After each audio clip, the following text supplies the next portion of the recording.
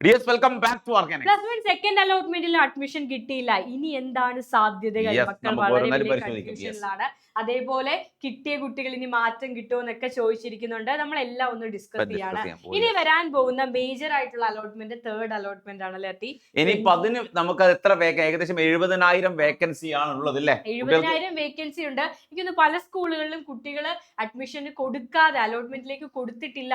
ചില കുട്ടികൾ 2-3 സ്കൂള് മാത്രമാണ് കൊടുത്തത്. അതുകൊണ്ട് അതിനേക്കാൾ ഉപരി 70,000 വേക്കൻസി നിങ്ങൾക്ക് ആവശ്യമുള്ള സബ്ജക്ട് കോമ്പിനേഷൻ ആവണമെന്നില്ല. നിങ്ങൾ മനസ്സിലാക്കേണ്ടത് 70,000 ഒഴിവുണ്ട്, പക്ഷെ 2 ലക്ഷം കുട്ടികൾ അലോട്ട്മെന്റ് കിട്ടാതെ നിൽക്കുകയാണ്. ഏകദേശം 1,30,000 കുട്ടികൾ അലോട്ട്മെന്റിൽ സീറ്റില്ല എന്നുള്ളതാണ്. 70,000 സീറ്റുകളിലേക്ക് മേ ബി നിങ്ങൾ കൊടുത്തിട്ടുണ്ടാവില്ല, അതാണ് കാര്യം. അപ്പൊ 70,000 സീറ്റ് വേക്കന്റ് ആണെങ്കിലും 2 ലക്ഷം കുട്ടികൾ അലോട്ട്മെന്റ് കിട്ടാൻ നിൽക്കുകയാണ്. ഈ കുട്ടികൾക്കൊക്കെയുള്ള പ്രതീക്ഷ 29-ന് നടക്കുന്ന തേർഡ് അലോട്ട്മെന്റ് ആണ്. ഇനി തേർഡ് അലോട്ട്മെന്റിലും കിട്ടിയില്ലെങ്കിൽ എന്ത് ചെയ്യും എന്നുള്ളതാണ്. തേർഡ് അലോട്ട്മെന്റിൽ ഇപ്പൊ സയൻസ് ആഗ്രഹിക്കുന്ന വിദ്യാർത്ഥികളാണെങ്കിൽ മക്കൾ പേടിക്കേണ്ട ആവശ്യമില്ല. നമ്മൾ ഇന്റഗ്രേറ്റഡ് സ്കൂളിൽ നിങ്ങൾക്ക് ജോയിൻ ചെയ്യാം. വളരെ കുറഞ്ഞ ഫീസിൽ നിങ്ങൾ ട്യൂഷന് പോകുന്ന ഫീസോ ആ ലെവലുള്ള ഫീസേ ഉണ്ടാവുള്ളൂ. നല്ല ഹോസ്റ്റൽ സൗകര്യവും +1 +2 പഠിക്കുന്നതോടൊപ്പം നിങ്ങൾക്ക് നീറ്റ് JEE പോലുള്ള എൻട്രൻസ് ക്രാക്ക് ചെയ്യാൻ പറ്റണം. പക്ഷെ ഒരു കണ്ടീഷൻ, ഞങ്ങൾ നടത്തുന്ന ഒരു എക്സാം ഉണ്ട്. ആ എക്സാമിൽ നിങ്ങൾ എന്ത് ചെയ്യണം? നിങ്ങൾ പ്രൂവ് ചെയ്താൽ മാത്രമേ. നിങ്ങളെ റിസൾട്ട് ആണ് നമ്മൾ എയിം ചെയ്യുന്നത്. 2 വർഷം നിങ്ങളെ കൂടെ നിർത്തി പഠിപ്പിച്ച് ഒരു റിസൾട്ടിലേക്ക് എത്തിക്കുക എന്നുള്ളതാണ് നമ്മളെ മെയിൻ എയിം. ഓക്കെ, വളരെ കുറഞ്ഞ ഫീസിൽ നിങ്ങൾക്ക് ചെയ്യാൻ പറ്റും.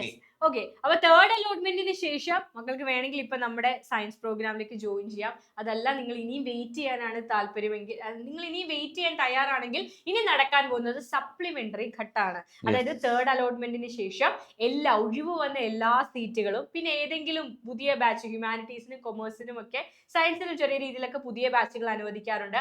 ആ ബാച്ചിന്റെ സീറ്റുകൾ, സ്പോർട്സ് കോട്ടയിൽ കുട്ടികൾ അഡ്മിഷൻ എടുക്കാത്ത സീറ്റുകൾ, കമ്മ്യൂണിറ്റി കോട്ടയിലെ സീറ്റുകൾ, മാനേജ്മെന്റ് കോട്ടയിലെ സീറ്റുകൾ, ഇതെല്ലാം കൂടെ കൺവേർട്ട് ചെയ്തിട്ട് സപ്ലിമെന്ററി ഘട്ടം നടക്കും. അപ്പോൾ നിലവിൽ ഒരിടത്തും കിട്ടാത്ത കുട്ടികൾക്ക് സപ്ലിമെന്ററിയിലേക്ക് അപ്ലൈ ചെയ്യാൻ സാധിക്കും. അതിനേക്കാൾ ഒരു വേറെ ചാൻസ് എന്ന് പറഞ്ഞാൽ ഗവൺമെന്റ് സീറ്റ് വർദ്ധിപ്പിക്കാറുണ്ട്. നിങ്ങൾ പേടിക്കണം, 1 ലക്ഷം കുട്ടികൾക്ക് സീറ്റ് ഉണ്ടാവില്ല എന്നല്ല ഞങ്ങൾ പറയുന്നത്. ഗവൺമെന്റ് സീറ്റ് എങ്ങനെയാലും വർദ്ധിപ്പിക്കും. പക്ഷെ അത് സയൻസിലേക്ക് ആയിരിക്കില്ല. സയൻസ് ഓപ്റ്റ് ചെയ്യാൻ ആഗ്രഹിക്കുന്ന വിദ്യാർത്ഥികളോടാണ് ഞങ്ങൾ പറഞ്ഞത് എന്ത് ചെയ്യാം, സയൻസിൽ കമ്പാരിറ്റീവ്ലി പുതിയ സീറ്റ് വരികയാണെങ്കിൽ പോലും അത് സയൻസിലേക്കല്ല, കൊമേഴ്സിലേക്കോ ഹ്യൂമാനിറ്റീസിലേക്കോ. പ്രാക്ടിക്കൽ ലാബും കാര്യങ്ങളൊക്കെ ഉള്ളതുകൊണ്ടാണ്. അപ്പൊ നമ്മളൊരു വെബിനാർ, ഫ്രീ ആയിട്ട് ഒരു വെബിനാർ കണ്ടക്ട് ചെയ്യുന്നുണ്ട് മക്കളെ. 27-ാം തീയതി കൃത്യം 7 മണിക്കാണ്. അപ്പൊ ഇനി അലോട്ട്മെന്റ് കിട്ടാത്ത കുട്ടികൾ, അല്ലെങ്കിൽ അലോട്ട്മെന്റ് ഫോമിൽ എന്തെങ്കിലും മിസ്റ്റേക്ക് വന്നു, ഓപ്ഷൻ വെച്ചതിൽ തെറ്റ് വന്നതുകൊണ്ട്, ഇപ്പൊ സയൻസ് ആഗ്രഹിക്കുന്നവർക്ക് കൊമേഴ്സ് കിട്ടി, അല്ലെങ്കിൽ കൊമേഴ്സ് ആഗ്രഹിക്കുന്നവർക്ക് ഹ്യൂമാനിറ്റീസ് കിട്ടി, അത് നിങ്ങൾ ഓപ്ഷൻ വെച്ചതിലുള്ള തെറ്റുകൊണ്ടാണ്. തേർഡ് അലോട്ട്മെന്റ് കഴിയുന്നതോടെ നിങ്ങൾ പെർമനന്റ് ആവേണ്ടതായിട്ടുണ്ട്, പെർമനന്റ് അഡ്മിഷൻ എടുക്കേണ്ടതായിട്ടുണ്ട്.